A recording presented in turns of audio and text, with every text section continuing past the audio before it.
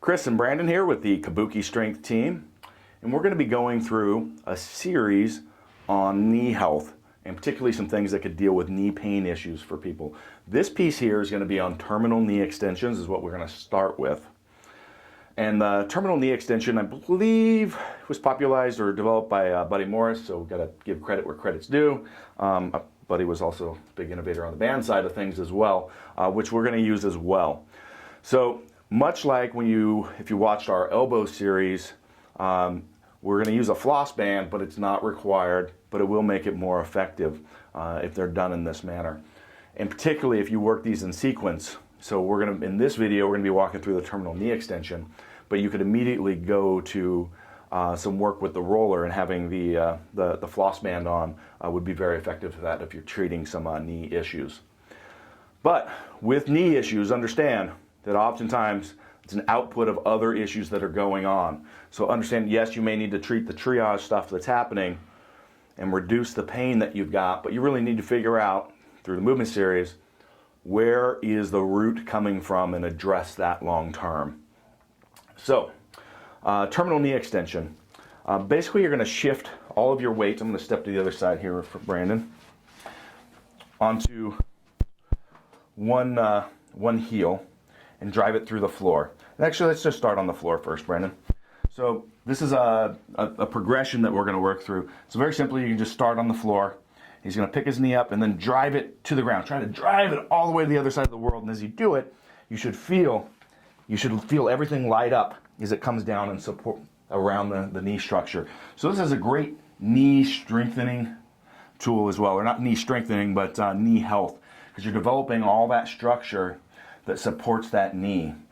And that can be a miss for a lot of powerlifters, particularly ones that are very posterior chain dominant on our squatting. Because if you're in that situation, you may not be in a good position if you get into a bad position where you can't support that knee and you end up in an accident. So if you're very posterior chain dominant and you're not doing something like this, you'll want to mix it into your program just from a general health perspective. So the next advancement is we can do this up on a block. So as he's driving that down, basically all the weight's going to go through this heel here. It's not going to touch the ground, but he's going to try to drive it through the ground like the ground's still there. So you're shifting the weight off of the other leg and onto this one. Boom, driving that to the ground. Okay, once you master this, you're probably going to want to move to a band relatively quickly. So generally we have people work just on the box, but with this, so we'll put the band on the back of the knee here. So now he's actually got to fight that band as he drives it to the floor, pulling the weight off the left side, driving the right heel to the floor, letting the knee come up, driving it to the floor again. And at the end of that, it's not just getting in position again, fire quad hard, lock it out. And we're going to want to do this, I like 4 sets of 20. It's going to be another one of those high repetition movements. And it's a great, great tool.